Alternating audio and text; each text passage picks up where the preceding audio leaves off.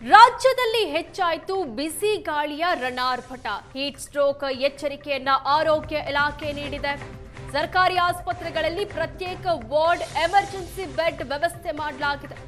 ಅಧಿಕಾರಿಗಳಿಗೆ ಆರೋಗ್ಯ ಸಚಿವ ದಿನೇಶ್ ಗುಂಡೂರಾವ್ ಸೂಚನೆಯನ್ನ ಕೊಟ್ಟಿದ್ದಾರೆ. ಬೆಂಗಳೂರು ನಗರದಲ್ಲೂ ದಿನೇ ದಿನೇ ಬಿಸಿಲ ಝಳ ಹೆಚ್ಚಾಗ್ತಾ ಇದೆ. ಎಲ್ಲಾ ಸರ್ಕಾರಿ ಆಸ್ಪತ್ರೆಗಳಲ್ಲಿ ಪ್ರತ್ಯೇಕ ಹೀಟ್ ಸ್ಟ್ರೋಕ್ ವಾರ್ಡ್ ಅನ್ನ ನಿರ್ಮಿಸಲಾಗ್ತಾ ಇದೆ.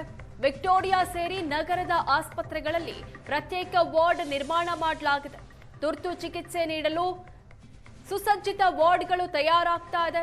ಹೆಚ್ಚಿನ ಸಂಖ್ಯೆಯಲ್ಲಿ ಕೇಸ್ ಬಂದರೂ ಸಮಸ್ಯೆ ಆಗದ ರೀತಿ ವ್ಯವಸ್ಥೆಯನ್ನ ಮಾಡಲಾಗ್ತಾ ಇದೆ. ದಿನೇ ದಿನೇ ಬಿಸಿಲ ತಾಪ ಹೆಚ್ಚಾಗ್ತಾ ಇದೆ. ಹೀಗಾಗಿ ಹೀಟ್ ಸ್ಟ್ರೋಕ್ ಗಾಗಿ ಪ್ರತ್ಯೇಕ ವಾರ್ಡ್ಗಳನ್ನ ನಿರ್ಮಿಸಲಾಗ್ತಾ ಇದೆ. ಹೀಟ್ ಸ್ಟ್ರೋಕ್ ಅನ್ನೋದು ಎಲ್ಲರಿಗೂ ಆಗೋದಿಲ್ಲ. ಜನರಲ್ಲಾಗಿ ಆಗೋದು ತುಂಬ ಚಿಕ್ಕ ಮಕ್ಕಳು, ತುಂಬ ದೊಡ್ಡವರು, ಎಲ್ಡರ್ಲಿ ಪೀಪಲ್, ತುಂಬ ಚಿಕ್ಕ ಮಕ್ಕಳು. ಇವರಿಬ್ಬರಿಗೂ ಏನಪ್ಪ ಅಂದರೆ ಆ ಟೆಂಪರೇಚರ್ ಕಂಟ್ರೋಲ್ ಮಾಡೋ ಒಂದು ಮೆಕ್ಯಾನಿಸಮ್ ಅಷ್ಟೊಂದು ಸ್ಟ್ರಾಂಗ್ ಇರೋದಿಲ್ಲ. ಸೊ ಇವ್ರಿಗಾಗುತ್ತೆ. ಕೊಪ್ಪಳದಲ್ಲಿ ಟೆಂಪರೇಚರ್ಸ್ ತುಂಬ ಜಾಸ್ತಿ ಇರೋದ್ರಿಂದ ಪ್ರಾಬಬ್ಲಿ ನಾನು ಹೇಳ್ದಂಗೆ 20 ವರ್ಷದ ಯುವಕ ಅಂದರೆ ಪ್ರಾಬಬ್ಲಿ ಆಚೆ ಕಡೆ ಏನಾದರೂ ಕೆಲಸ ಮಾಡ್ತಾಯಿದ್ರು, ಬಿಸಿಲಲ್ಲಿ ತುಂಬ ಸ್ವಲ್ಪ ಹಾಕ್ಕೊಂಡಿರೋ ಡ್ರೆಸ್ ಮತ್ತು ಎಷ್ಟು ಟೆಂಪ್ರೇಚರ್ಗೆ ಎಕ್ಸ್ಪೋಸ್ ಆಗಿದ್ದಾರೆ, ಎಷ್ಟೊತ್ತು ಕೆಲಸ ಮಾಡಿದ್ದಾರೆ, ನೀರು ಸರಿಯಾಗಿ ಕುಡಿದಿಲ್ಲ, ಇವೆಲ್ಲ ಗಮನ ಹರಿಸ್ಕೊಂಡಿಲ್ಲ ಅಂದರೆ ಈ ಥರ ಆಗುತ್ತೆ.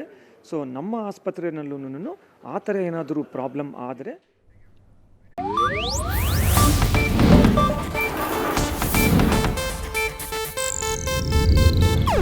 ಇದು ಏಷ್ಯಾನೆಟ್ ನ್ಯೂಸ್ ನೆಟ್ವರ್ಕ್ ಪ್ರಸ್ತುತಿ.